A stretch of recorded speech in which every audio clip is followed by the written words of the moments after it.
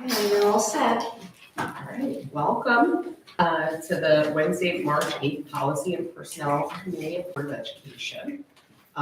Dr. Shields, I'm going to turn it over to you for the personnel update, and then we can dig into the policies. Very good.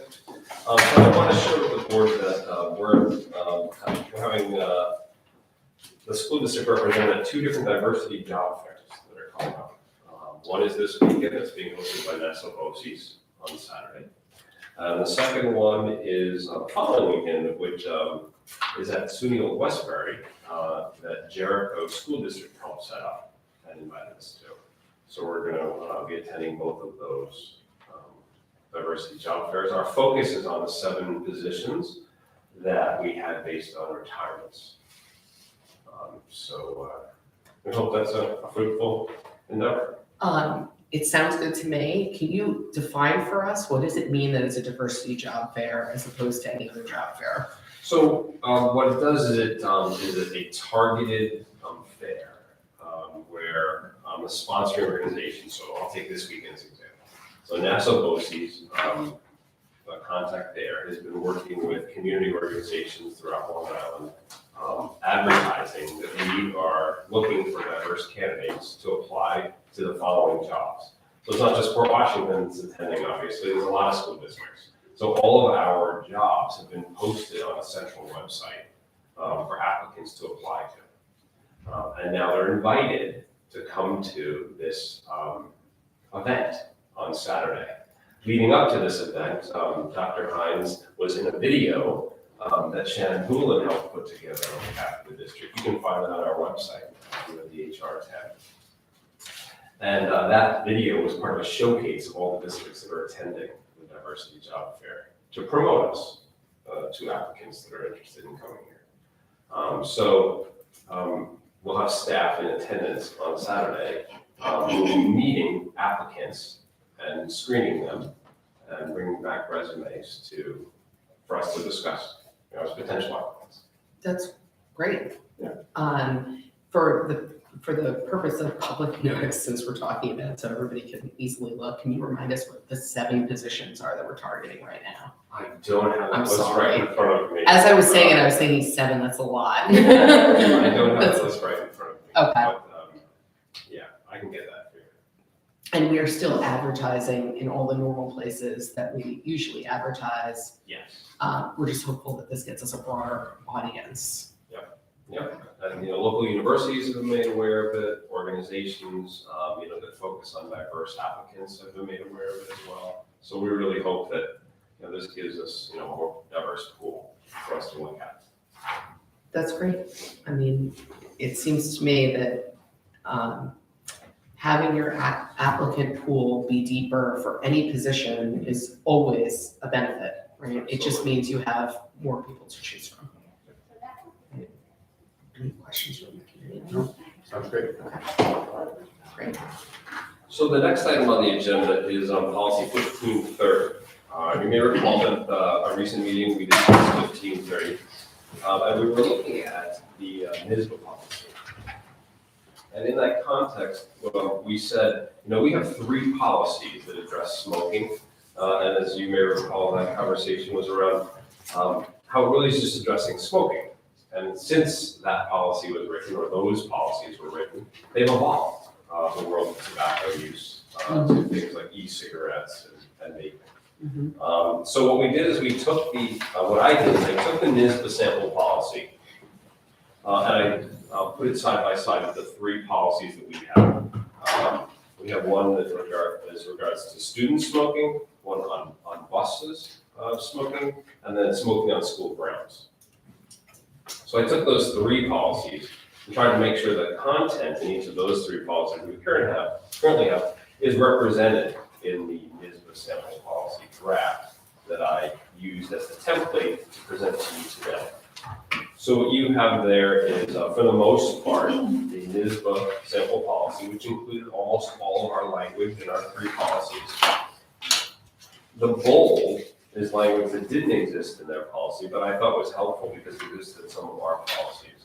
So for example, in paragraph number 1 of the draft, at school-sponsored activities, none of that language is found in the municipal policy. So, and the principals thought it was important that we make sure, when we go on a field trip, when we go on an overnight, when we go to just a day excursion to a museum, that's covered as well. That makes sense. So that's I'm why surprised it's missing from this sample policy, it's an oversight. And then in paragraph 2, I think that's what you brought up. We wanted to make sure, well, what do people do if they find students smoking? So there's language in there, any student found violating this policy will report to the office of administrator. And that's currently in our policy about students. Okay. So we wanted to make sure it existed in the new draft for NISBA. I think you'd also asked to make sure that we're aware of all the latest laws, most current laws, so we have that as a reference at the bottom of the policy that came from NISBA as well. So I think it's a good helpful reference to it.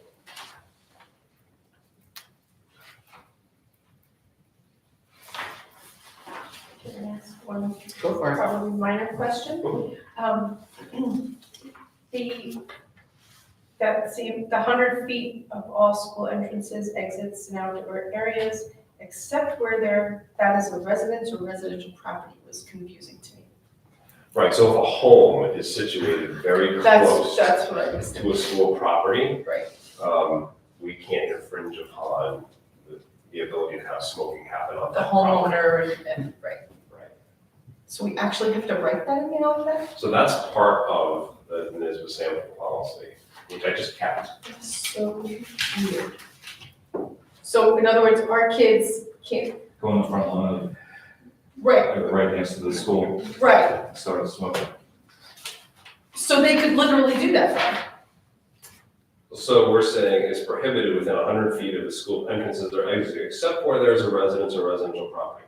So if a kid lives in that house, that is within 100 feet of the school property, they can just stand there and go, no, no, no, no, no. they are allowed to smoke. Okay, not here. So Very unlikely scenario. generally, I think policy should be clear and create certainty. But maybe this is an area where we don't actually want this level of specificity written down. And maybe it's good enough for us to know it, right? I would not think that the principal of the school is gonna be out there looking to see what homeowners are doing in their surrounding backyards. But it's right, like this potentially tells the students, go pick a close backyard. Or front yard. Right, that's what I'm thinking. From somebody On that's, Boulevard, right from somebody there, that's never home, or somebody that doesn't care. Yeah. No, right, I- Boulevard is within 100 feet. I'm with you. I think that makes. That entire strip by the high school. I think that makes sense to just be silent. Because, although I gotta say, I don't think that anybody. You don't think any of our students are reading the policy to decide I what they don't can do think this? I don't think so, but you never know. It should be part of our civics class. Read the entire policy book. But this applies to adults as well. There's no smoking allowed. Yeah. So, so maybe we can find common ground where we remove except where that it's a residence or residential property, but keep the 100 feet. in case- Oh, yeah, no, we would Yes. definitely keep the Okay. 100 feet. Got it, okay. I mean, I think Adam's right, this is probably not But a that's- huge issue, but I think there are other moments where we know policy, the policy exists within the bounds of the law, which is obviously larger than us. And maybe this is another area where we should just know that and not necessarily write it down. Unless you think that it is gonna create some sort of conflict between residents and the school, because an unwitting administrator will understand that this is the case. I don't believe there's a potential conflict here. I think it's a very unlikely scenario. So if you wanted to remove that phrase, I think Yeah. Yeah, I support that. we'd be able to enforce Okay, no smoking. I have two small edits as well. So it says that school-sponsored activities and in any vehicle used to transport children or personnel. I want to say school-sponsored vehicle used to transport students or personnel. Okay. And then at the end in the bolded sentence, it says any student found violating this policy. I think it should be any student or employee. But I'm Or opening that staff. up. Or- Or staff, Did you yeah. intend it to be any student or staff? Or I did took you it out of intend the it to be just student, I took it out of the student policy, which Right. is why it does says student. Because what we were trying to do is have a follow through, Yeah. that someone would just say, stop smoking. Right. They'd say, stop smoking, and I'm reporting you to this as a principal or the principal.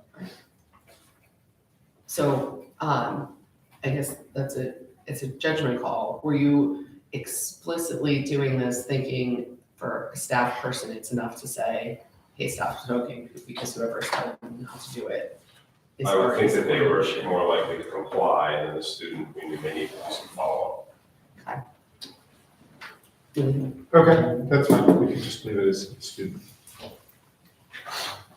just want to make sure that, it's generally inclusive of, nobody can smoke on the campus. I mean, the other thing that I was thinking as I was reading this overall was, is there a way that we can take care of the fact that this is gonna evolve? But having thought about it as I read it in advance, I'm not sure there is, right? I think that the next thing that gets invented, Right. we can't necessarily create broad enough language for now, and so maybe this is just something that has to be revised. I think you're correct in that. Elon Musk's Neuralink suggestion. Right, exactly. It goes to your ear. One thing I wanted to bring up more broadly, which is that, I see it here, but I wonder if we've thought about it.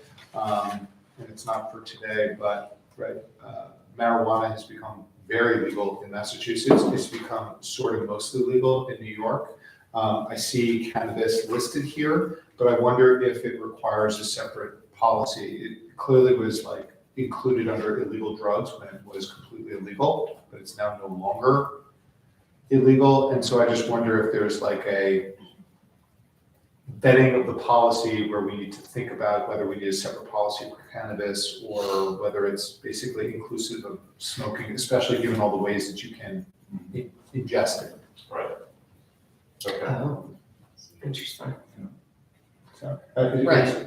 Right, and it's, Well, what do our other policies look like? I don't know off the top of my head, right? I mean, I think Dr. Block's point is you can't throw these either. And gummies Yes. are- right, whatever, right, right, the mode doesn't matter, you can't have it.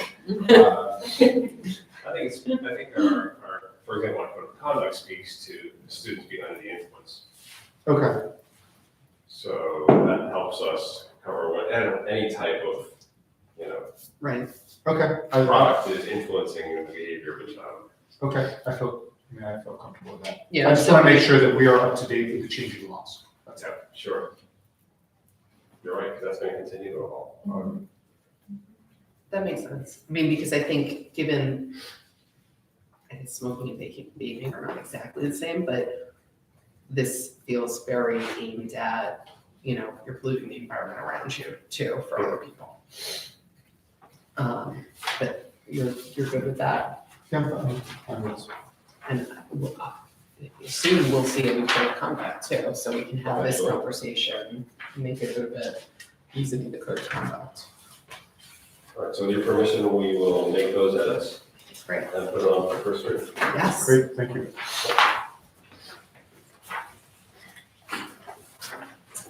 Thank you. So the next policy was 4134, private tutoring, commercial solicitation. That was a policy that this committee had asked that we review. It has been on agendas before, but it was further down the list, and the timing didn't always let us get to it, which is why it's back now. So I think, if there's any edits, as you can see, it's from 2007. And this has been in place for, and enforced by our principals and administrators, So throughout the district. I think the reason this committee wanted to look at this is this is a long-time parent concern, right? It's a long-time parent concern that if you have a teacher who is tutoring in the district they work in, the same class, even if it's not the children who are in their class, it creates a strange structural framework where parents think they have to pay for this tutor to do well in the class. It's something parents have been upset about, I think, for years and years and years and years and years. That's why we wanted to talk about it. I guess we can all jump in, but I kind of want to ask the two of you first, what you think of the state of our policy. Does it match what's happening on the ground? Do you think this policy is the right policy, or do we need to be adjusting it? And does this look like what policies look like in other districts in your experience? Because obviously this is something that matters intensely to parents, also matters intensely to our teachers. So I think that we don't want to stomp in here and just start redlining things. I think we want to understand the landscape. So, I mean, first and foremost, I don't know what we would want to see extinguished further than what we have right now. So clearly there are boundaries. So we look at the first one, which is very clear. You just can't tutor anybody who's in your class. However, I think, Rachel, to your point is if I'm teaching, let's say, AP Bio. Just for example. Just throwing it out there. Or AP History, US History, I'll throw another one out there. Even though there are several sections with several teachers teaching them, I can't teach specifically my kids. Now, so I think the question becomes, do we want to extinguish the fact that if I teach AP History in Port Washington at Schreiber, regardless if it's my student or any student, is that the direction we want to go in? And is that really what we're hearing from our parents? I can tell you, at least in my previous school district, these parameters were there. The waters were muddy in many ways. I don't think any educator explicitly taught any child in their class. However, I think what we're hearing is there are some tutors who teach here who are sought after, where they may not have their particular child in that class, but they want that particular tutor. I don't know how we would go about, I'm just being honest with you, trying to either refrain or reduce that, except for extinguishing the fact that no child or I should say any teacher from Schreiber or any particular school should teach any student in Port Washington. That's I think my concern. It's either, I think it's all or nothing. I mean, I think the in-between, and I'm not proposing this because I think we should just really have an open conversation about it. The in-between would be if you're teaching AP Bio at Schreiber, you don't tutor in AP Bio. You know, you're welcome to tutor in other sciences at Schreiber, or you're welcome to tutor kids in other districts. But is that rule already broader than what other districts have? And I think since we're talking about this openly, the parent concern is that you can have a teacher who is tutoring the children who are taking the class from other teachers, but is writing the test for all of the classes. And that starts to look like a pay-play system. So I think that's a different conversation. I think that's a totally different conversation that we would have outside the scope of what we're discussing here, that I will need to work with Dr. Green and Dr. Bear and work with them, let's say, our department chairs and such. And if that's something that you would like for us to engage in, that's something we can look to potentially do. Understanding that, you can imagine, right, wrong, or indifferent, it's not going to be the ripple effect, it's going to be the tsunami that would come forth. And the question becomes, is that something that we would want to tackle? And I'm not saying we should or we shouldn't, but if that's important to the board, or at least particularly to this committee, then that's something we should look to at least have a conversation about. I think it's worthwhile having a conversation. I mean, to my mind, look, like, obviously we all know this is a big issue to wade into. To me, it's very important if it is actually the problem that it looks like, or if it is the perception that it is a problem. And I don't think we can answer that in policy. And I don't think we can address it in policy. I think it's something that the administration would have to be looking at and understanding. One piece of information that I think would be important to me would be understanding, this says among available services are before and after school help and during the regular school day, small group instruction, study skills centers, individual help, right? I think there's an expectation and there are rules around the amount of extra help that teachers have to provide. And I know many of our teachers go above and beyond on that and are simply available for their students. I think understanding if that extra help is available in a given context when a teacher is also private tutoring would also be important to me. Sure. Right? Because we're a public school system. Yeah, And I think the extra help has to be available for free for kids who need it. If the private tutoring is impacting that in any way, that would to me be another red flag and a problem. But again, I can't answer that in policy. It's really, what does it look like on the ground? Yeah, so that's something we would need to investigate and have conversations about. But I would say number 2 is really, really important. Probably to me, one of the most important of the 4 is that during the school day, before or after on school grounds, this should not be taking place. If the tutoring is taking place on the weekends and the evenings in a different location, totally acceptable. But I think what's sticking in some people's craw is the fact that there is this overlapping of I'm teaching AP, I may not be in my class, but I'm teaching someone in somebody else's class. And by the way, I may be writing those exams, or he or she may be writing those exams. That's something we would need to investigate. So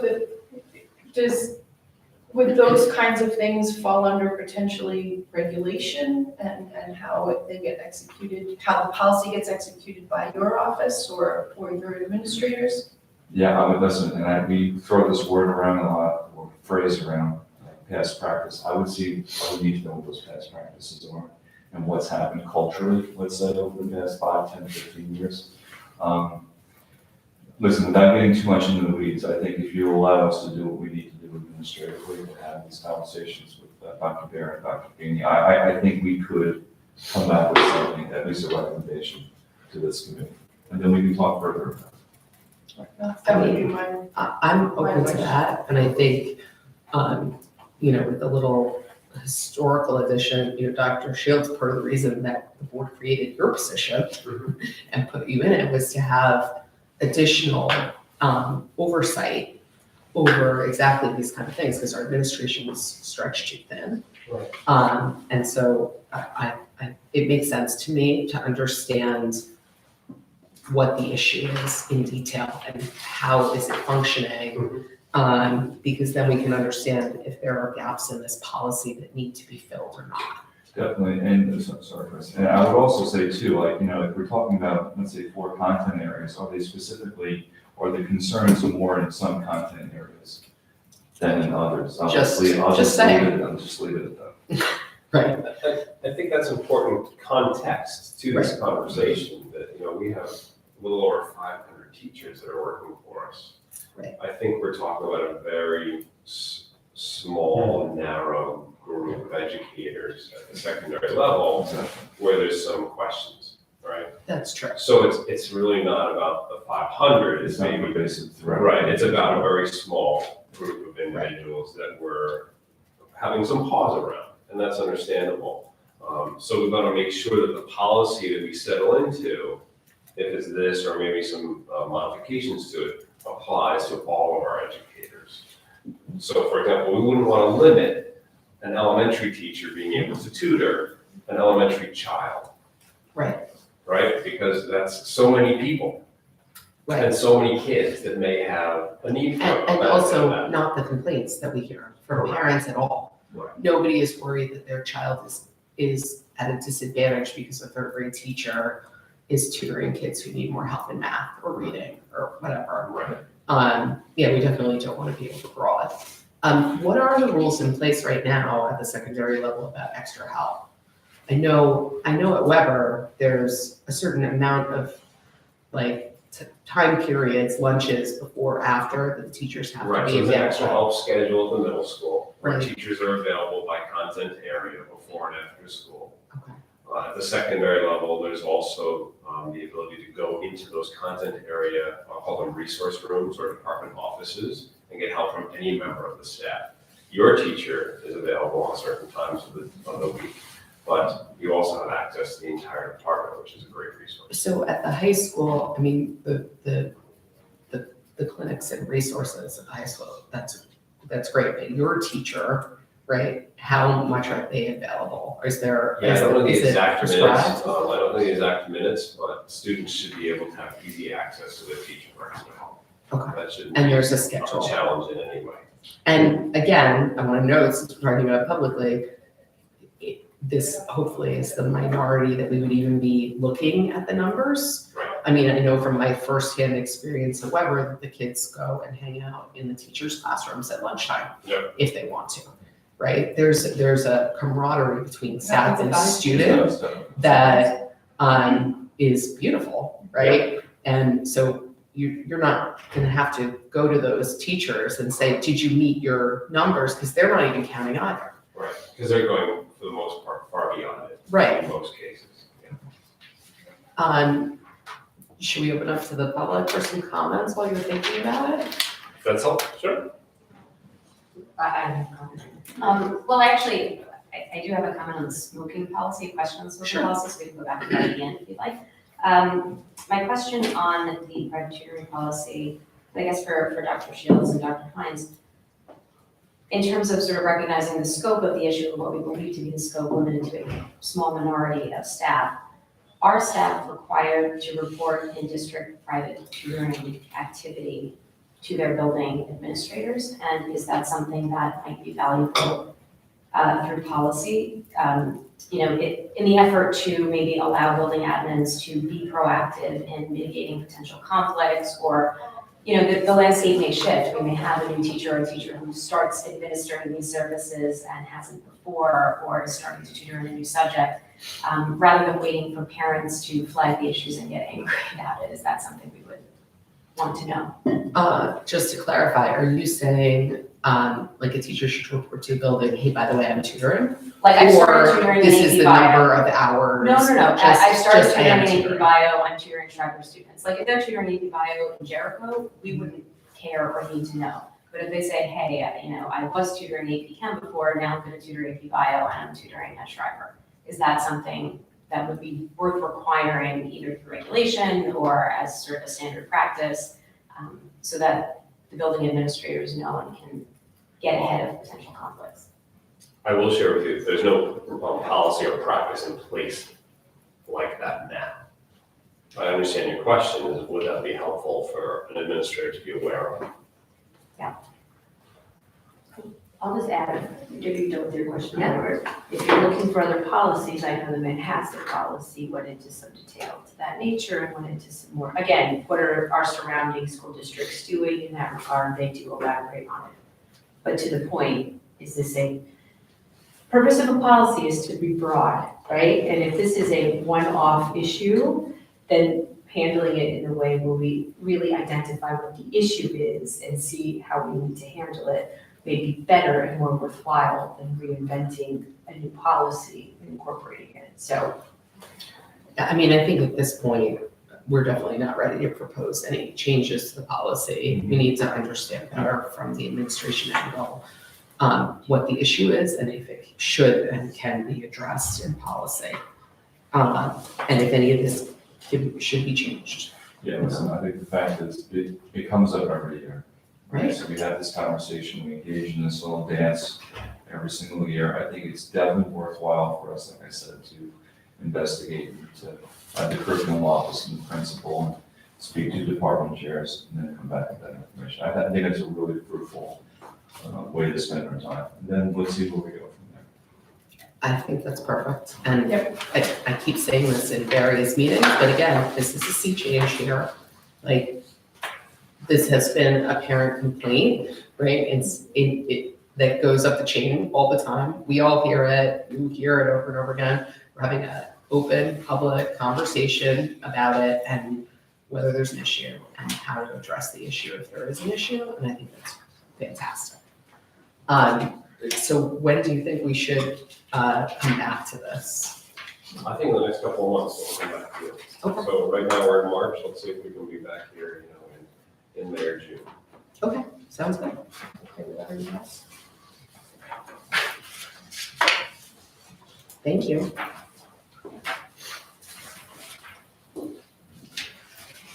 So the social media policy is something we've been exploring. It's not something that we have in place. So the PWTA has offered to research other social media policies that they would like to propose to us. So I'm just awaiting on their feedback. I just wanted to know where that was. That's great. I won't ask you any questions then, because I guess we'll just, Thanks for them doing the work. yeah.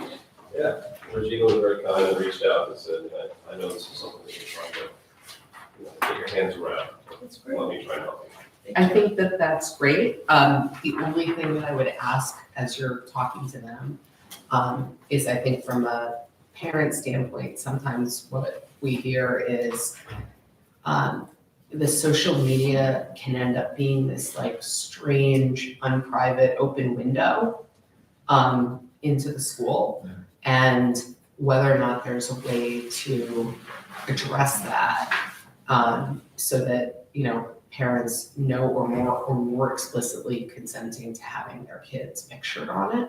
Because I think there are people who have concerns about that. I know on our school official websites, we're very, very careful about children that legally can't be pictured, right? So I don't think we have an issue there, right? I mean more just parents who don't want their kids on social media and whether or not there's something that we need to do to address that. But thank you to the PWGA. So 8134 is emergency closings. Just want to point out on your list of policies for us to take a look at this year. That was a long time. Okay. It's a long list as well. So what we're trying to, work through as many of them as we can. So I brought this back to you. You pointed out that in bullet 4 there was a typo. Oh, that's so fun. Yeah. So and I saw that in your notes to us last summer. So I bring this back to you.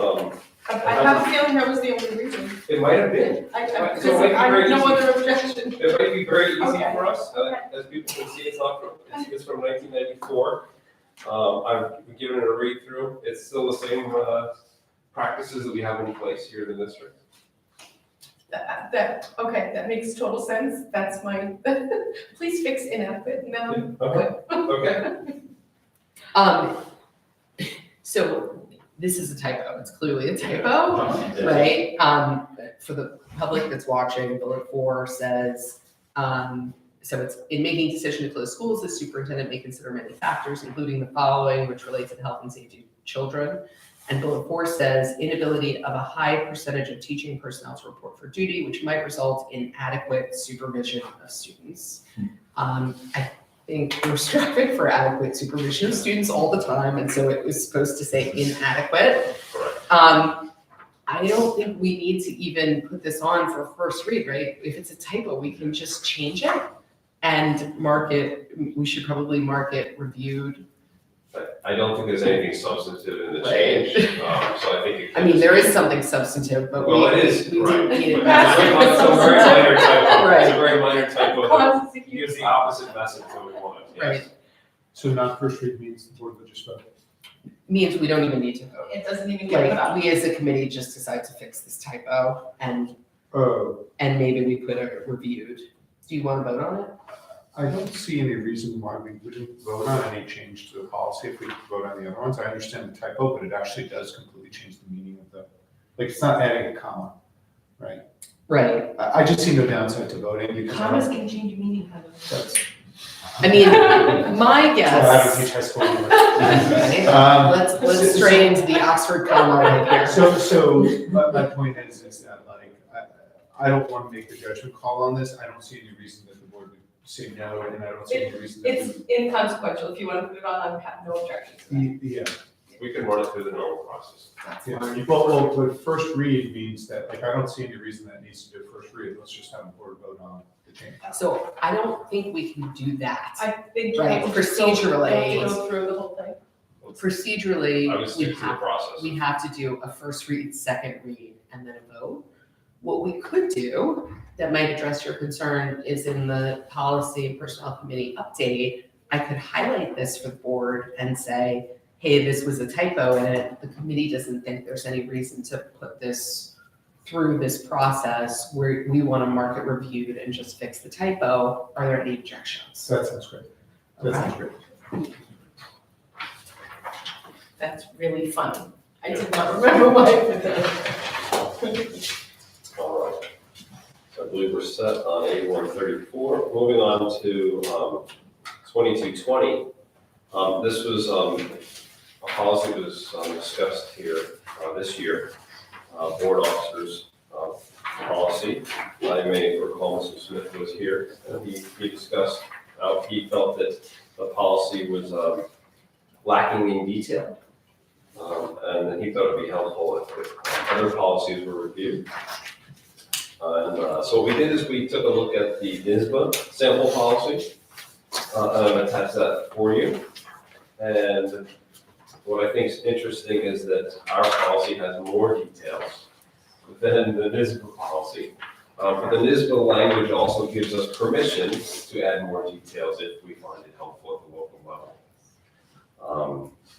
So my recommendation is really to let our board officers look at the NISBA policy side by side with our policy and make recommendations to us as a committee on what they wish to be changed, so it's more meaningful to future board officers. Because I think that was their feedback to us. When they came in as new board officers, they felt it didn't give them a whole lot of guidance. So I understand Mr. Smith's concern, right, and why he raised it. My concern is there's a difference between board policy and board practice. And different people in the same role may execute that job a little differently, well within the bounds of what is allowable in terms of legally, right? And so I don't really, I guess I would be averse to creating so much specificity that it hamstrings a future board that wants to operate differently. I actually have always thought that it's a strength that ours has more, that ours has more detail in a way that gives more flexibility, right? So specifically, the duties of the vice president under the NISBA sample policy, it just says the vice president shall assume all the duties of the president in his and her absence. Our policy also says the board president can delegate to the vice president. I think that that's good. That adds more flexibility, that allows our officers to be a team, right? And not feel stuck in what the president can do, and the fact that the vice president is basically just like a backup drawer, right, under the NISBA policy. So I guess that's my concern. I'm happy to ask our board officers and the rest of the board if they have more input on this. It may be that we should put this in the update for the policy committee meeting at the meeting too, and just say we raised this, to see if anybody has something specific that they would want to change or add to this policy, and that we thought the entire board should have input on it. How does that sound? Okay. While we're here, there's a typo in number 7 too. Ex officio. It has a space in the middle of officio. I thought it was Latin. Mrs. Maloney. You knew the Latin had a typo in it. I know Yes. you know your Latin. But you weren't ready for community comments. You You got there first. Dr. Block said he didn't know. He thought it Oh, was yeah, just no, Latin. it definitely has it. I guess we can open for community comments now too, and then let's just bring it to the board. Good? Sure. Yeah. Yeah. Mrs. Epstein, since you're here, do you want to add anything? Should I wait till we're having a discussion about, I mean, I can tell you that. It's up to you. I'll tell you you're missing a comma after the Board of Education, the first sentence is marches a period. I will just tell you Mhm. briefly, I think items 3, 4, and 6, I would highlight as items of discussion, which are, I think, the items that we're adding. Item 6 specifically, just lets a board president appoint committees as they deem necessary without consultation of the board. Our board policy is that no one trustee, whether you're an officer or otherwise, has more power than anyone else. I think that this then goes in direct conflict with that. And so I would just caution us as we use such language. Have a vote upon all questions before the board in number 3. I think that also, if you have, to your point, Ms. Gilliard, if you have a board president who's very black and white and reads this policy, that means that any question that comes as a community comment, and then we address it at the next board meeting, we would have to vote on it as opposed to just having a discussion, which then leads to a formal resolution and makes things a little more procedurally complex. So if that's something we want to look at, I would just look at rewording it and what that really means. Julie, sorry, Yeah. can you say the last thing again, because I didn't quite. Number 4, have a vote upon, or number 3, have a vote upon all questions. So in our process where someone could ask a question at community Yeah. comments, and sometimes we just have a discussion about it, we don't have a formal vote or resolution. A vote is a resolution, so it just muddies It the seems like waters. an imperative worded this way, I think Yes. is your point. Yes, So I think we could fix that now. Right, I mean, again- what if it instead said, call for a vote upon any questions before the board? or a sense of the board, I don't know if As vote is the necessary. word, maybe to gather a sense of the board, questions on how to proceed. Sense of the board is at least having a discussion or call for a discussion, that's fine too. I think the word vote is just too procedurally strong at that point. And then I know, I understand, I think where Mr. Smith is coming from, but I'm not sure have the discretionary right to take part in the debate on any question under consideration. I'm not really sure what that means or where we're going on. I mean, there's some, It's a practice. some of these things are just practice and some of these things are really just intuitive that you have to have that, you're right? It's just, I don't know. Well, it's also that number 4 is a duty and power that every single board member has, right? We all Right. have at our discretion the ability to open our Yeah, mouths we- on any Right, discussion. right. So why do we enumerate it more for a board officer than others, I guess? I in have that a regard? feeling, I mean, this was revised in 2002. Mhm. I was in law Think of school. 2002. I think Board. probably a lot of people were also other places far away at that point. It's a long time ago, but I have a guess that, we do legally, the officer, the president can be an ex officio member of every single committee. Mhm. I have a feeling this was trying to address that. Except that it's a good example of adding more specificity, not actually adding more clarity. I mean, I'm fine with the NISBA policy, and I like, to your point, Gilliard, add number 2 under vice president, any duties delegated by him or her to the board president, so that there is more of a partnership in that regard, and it's a clear understanding. And I think, again, the NISBA policy meets our needs with the exception of the vice president addition, right? So enhance that. That's just where I am. I do think that there are discussions that board officers should have with their colleagues, especially surrounding the ex officio member of a committee, but I think, again, that's a board development issue and not a policy issue moving forward. Well, I'm gonna go back to your number 6 that you raised as well. Mm-hmm. Appointing committees as deemed necessary, and, you pointed out that we're all equal, right?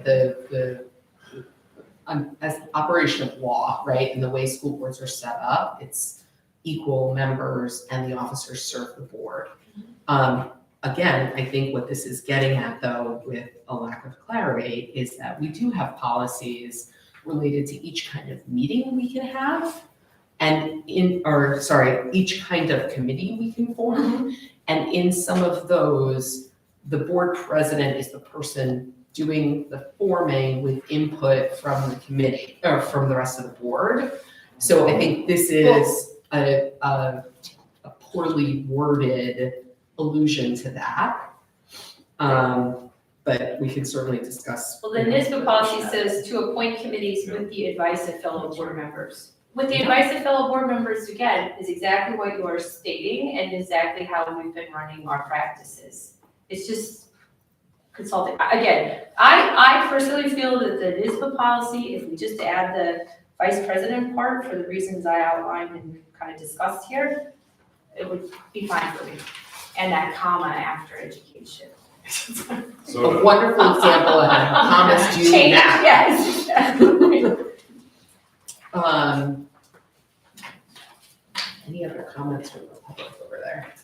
Specifically about the board officers policy or any of the policies? Is this the last one that we're on? Yeah. Yeah, I Want think to talk about any the policy, if you wanna go back smoking. to the smoking, that's fine. Yes, so on the smoking, vaping, and other tobacco use on school premises, the definition of smoking is pretty narrowly defined to substances that include, that contain tobacco, cannabis, or cannabinoid hemp.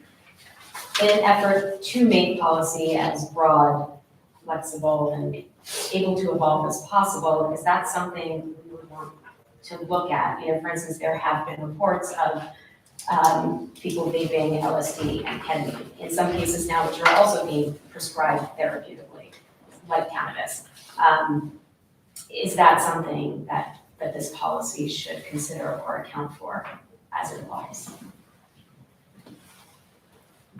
As you said, it evolved as we're sitting here, see? Is this a legal definition of smoking? I mean, my short answer for you would be, I agree, right?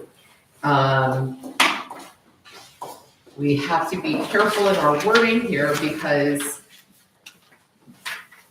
you know, we have the burning of the latest cigar, Remember the title of the policy. right? Focused on tobacco. Except that we've already expanded to cannabis. We have. And is the policy fundamentally to say that we don't want students lighting anything on fire and inhaling it, or heating anything to a point and inhaling it where it can be consumed that way on school grounds? Is that the purpose? Well, so maybe we need to throw this to our administrators who are probably very, very much in touch with the board decision-making of our students and what realms those land in right now. Are they smoking and burning to inhale anything besides these two substances from the front lines of what students are up to? And my question is, does it matter? Does it matter what they're doing? Yeah, we can't say with absolute certainty, but I think this policy is covering the overwhelming majority of the issues that we're looking at. So should that become a problem, we'll have to revisit this. So, But that would be addressed in our code of conduct. Let's remember that, like, we're not, this policy doesn't have to address anything and everything that children decide to ignite or inhale. This policy is focused on So what it's helium focused on. balloons and stuff like, and what are those? Right, but for instance, like vaping didn't exist when this policy Inhalers. was created. Yeah, inhalers is different than vaping. No, Right. I meant whippets. Yeah, but yes, oh yeah, yes. But, you know, for instance, even if kids are very dangerous to be vaping something that doesn't have tobacco in it, you know, you just flavored oil, like they can do that. Is that, because this is a vaping policy, do we actually care what they're vaping as a matter of policy? If it's a legal question, that this is the legal definition of smoking or vaping, then it has to be in the policy as such. But if we are looking to create flexible and, for lack of a better word, evolvable policy, do we actually even want?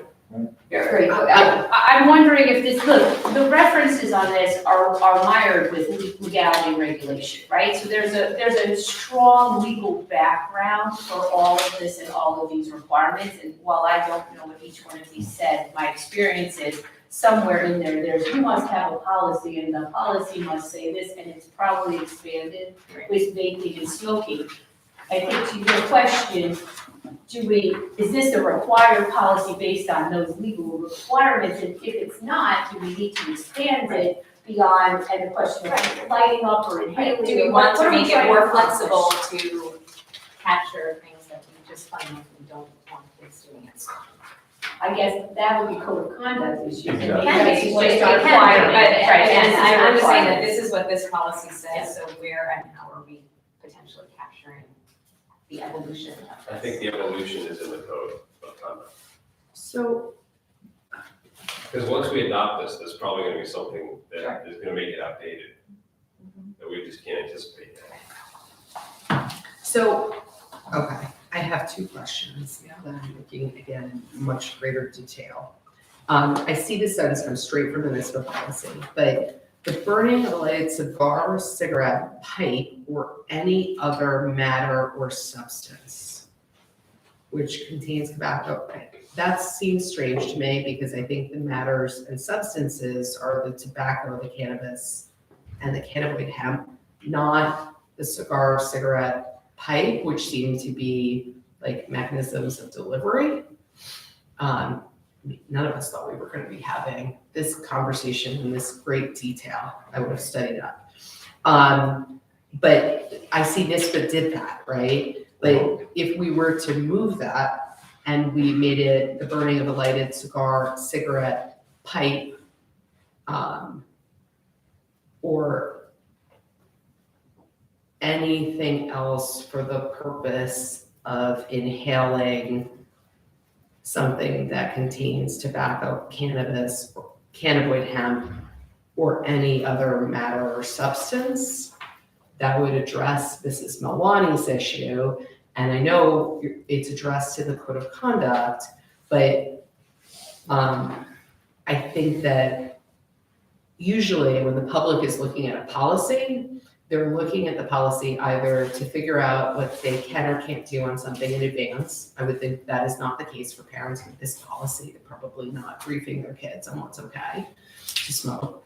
But the other time it happens is when somebody is being disciplined or being told they've run afoul of something, and then, a parent is upset that it's not written that way, right? So I think any change would be with the idea of having it be that a parent can look at this and say, oh no, my kid did break that rule, right? Yeah. And I don't have to have this, I can't have this fight with the principal, there's nothing here.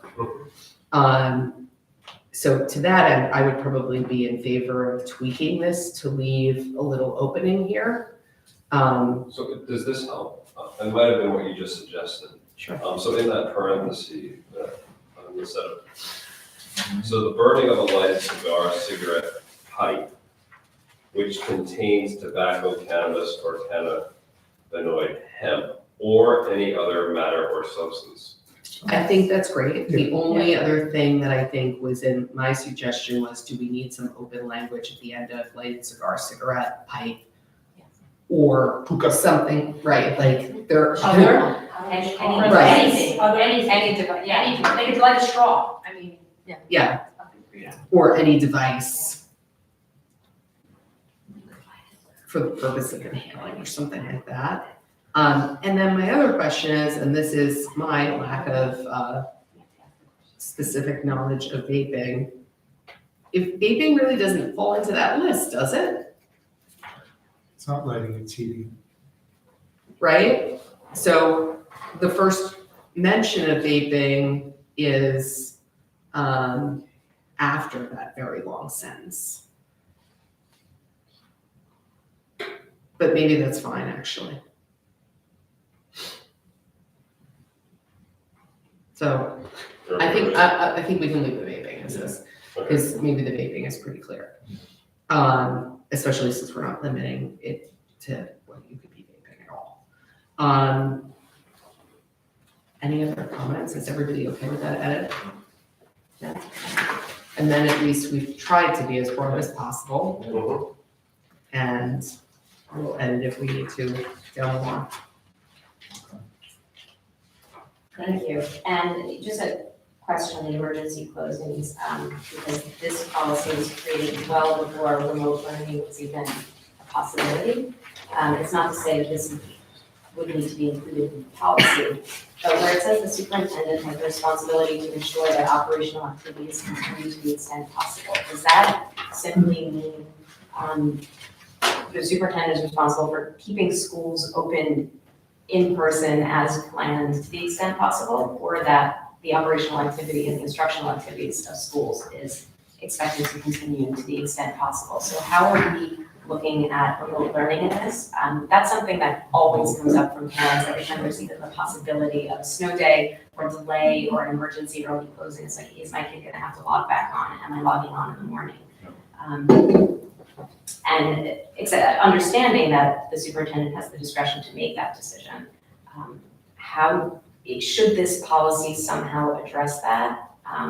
Or should it be addressed somewhere else so that there is a little more clarity around what operational activity means?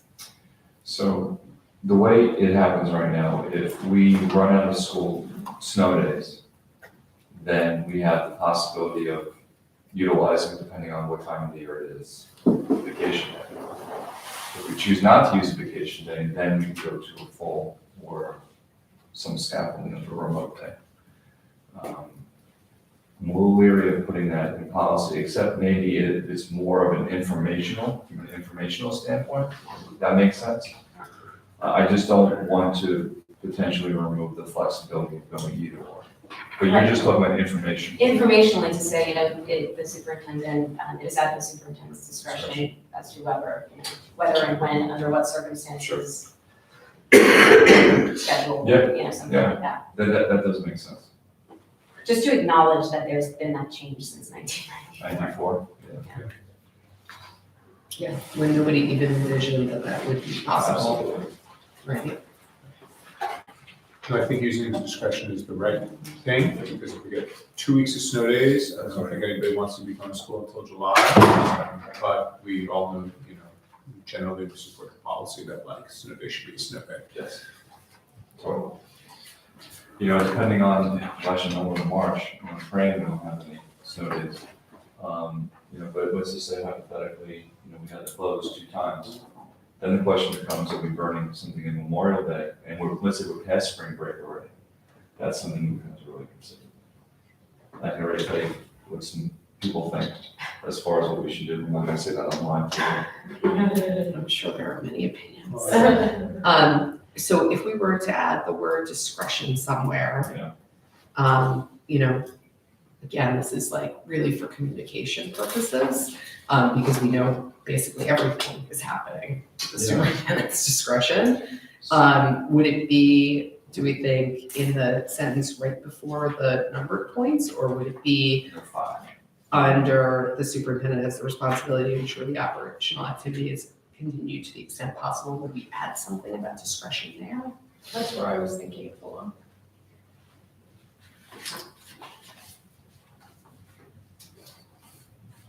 Like, just under their discretion at the end? To the extent possible. I mean, we could also add it, we could also simply say, Superintendent uses their I would say that So- in the event of whatever transpires after that, because I think we have to acknowledge that there may be a tipping point between choosing a remote day and or potentially burning a vacation day that's already been scheduled. Because I think that's what parents want to know, it sounds like, or instead, not just parents. so do we want the sentence to specifically say it will be the superintendent's discretion whether or not instruction will continue remotely? Yes. Yeah. And or, I'll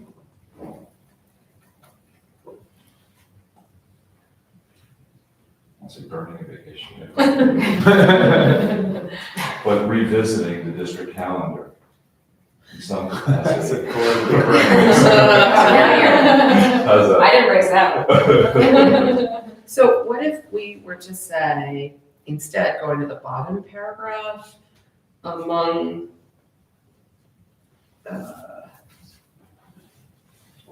Yeah. So what if we add there, the superintendent or his or her designee will, at their discretion, decide if the closing will be a full closing or if remote instruction will continue for any period of time. And then it could say, or something like that, and then, we continue to, among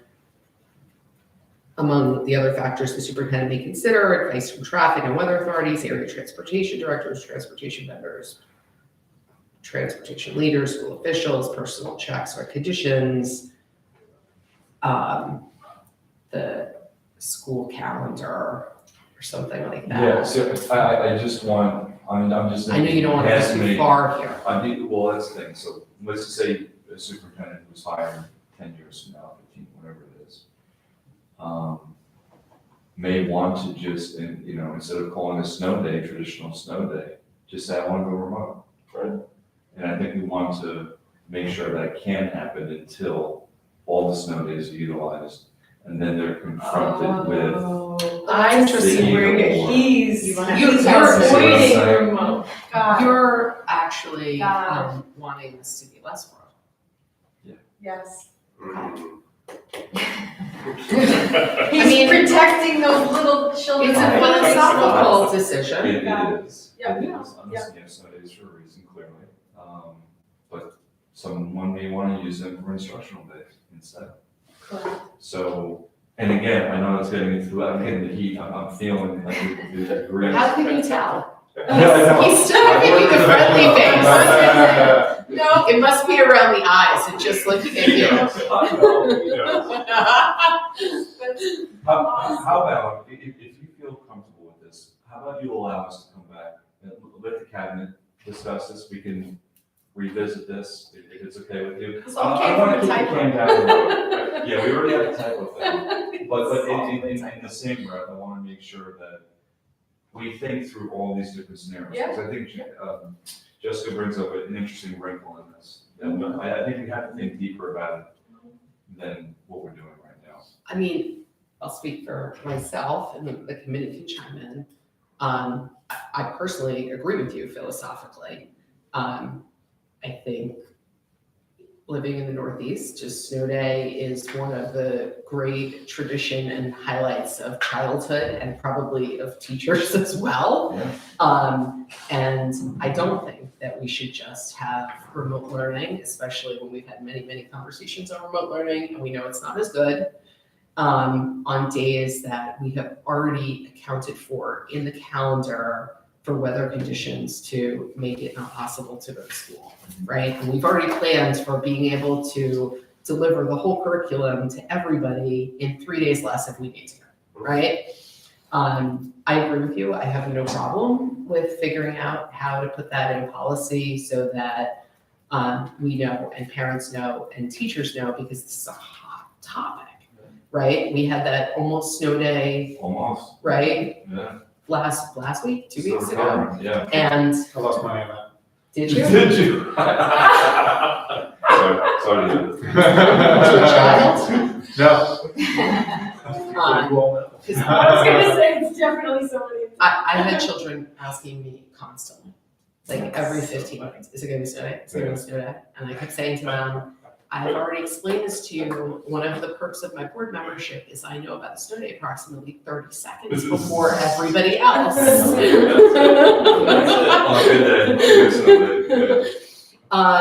So I'll ask the rest of the board what they think, but like if we figure out a way to word it, I'm completely fine with the policies in Port Washington is we believe in snow days but if we have to, because we need to continue instruction, we will have a remote day. And when you look at it through that lens, right, this sentence about the superintendent having the responsibility to ensure that operational activities continue to the extent possible does become problematic, right? And does give a a community member something to complain about if we have a traditional snow day when we now have the technological possibility of having remote instruction. Correct. So maybe that puts sort of in sharp relief the piece that I think does need to be fixed though. I think, if we're headed down that road though, does that bring up, for example, another Hurricane Sandy week? Good, sure. So, I'm, because then are we saying that though, like, that's not a snow day, should we actually have instruction those days, right? If we can do so remotely. If we So- can, right, right. like during that time, we couldn't. There was no power, it There was didn't no matter. power, there was Right, no right. internet. But if it was about passing through roads and things, you know what I'm saying? So, Absolutely.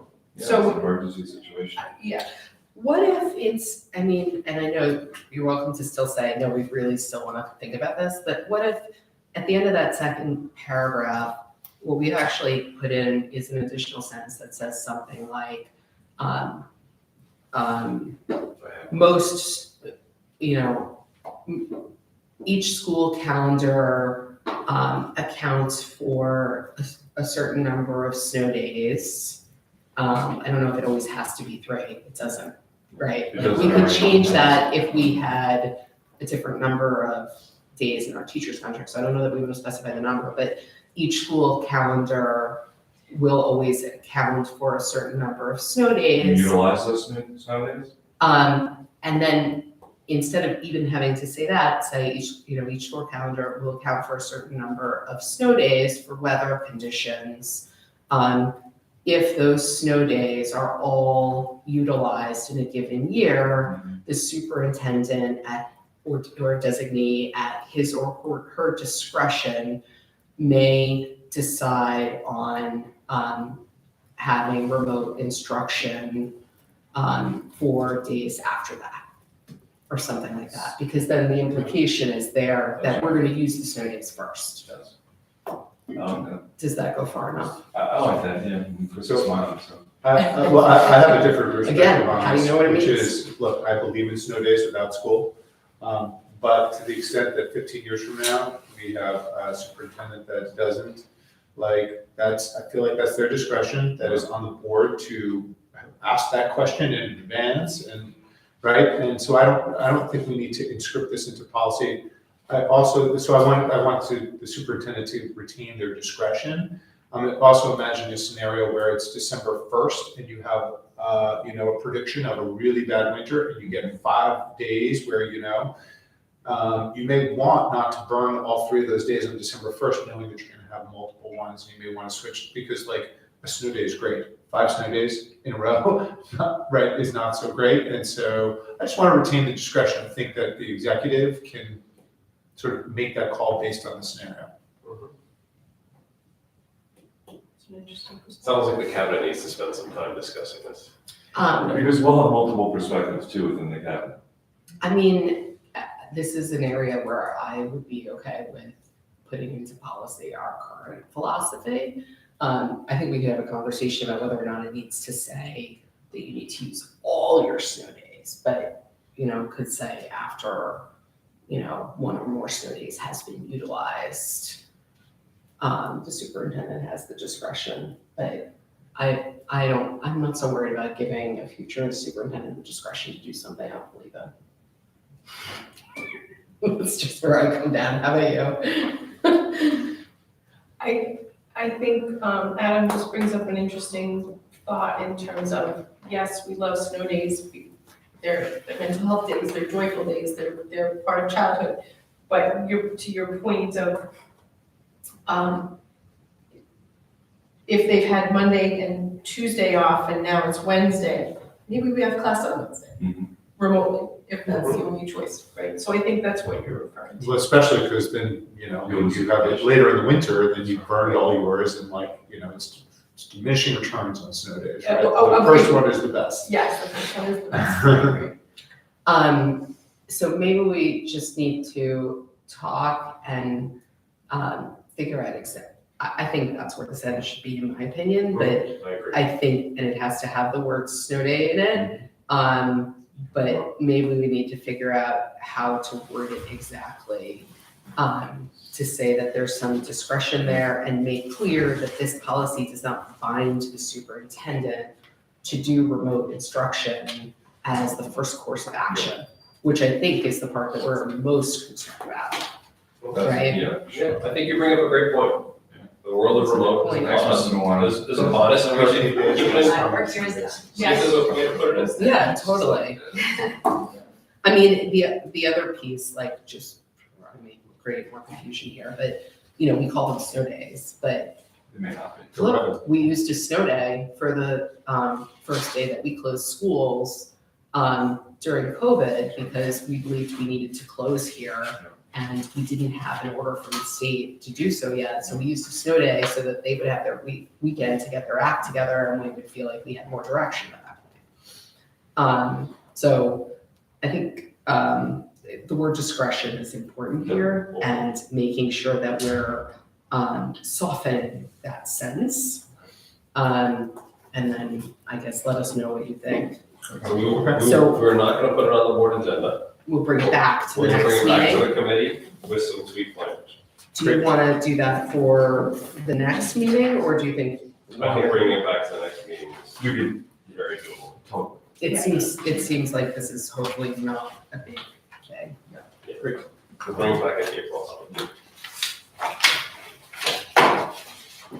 Thank you. Thank you. Thank you. Any last comments from over there? I have no more cans of worms. I mean, this is policy, it's all It's cans always of worms and It's always typos. Yeah, that came from the typo. Good conversation. All right, I think we're done with that. If anybody has, as usual, if anybody has is watching this and has any comments on these policies or anything else policy and personnel related, you're welcome to email the Board of Ed, boe@boardofed.org. And I will do the updates in the committee report at the evening meeting as well. Thank you. Thank you. Thank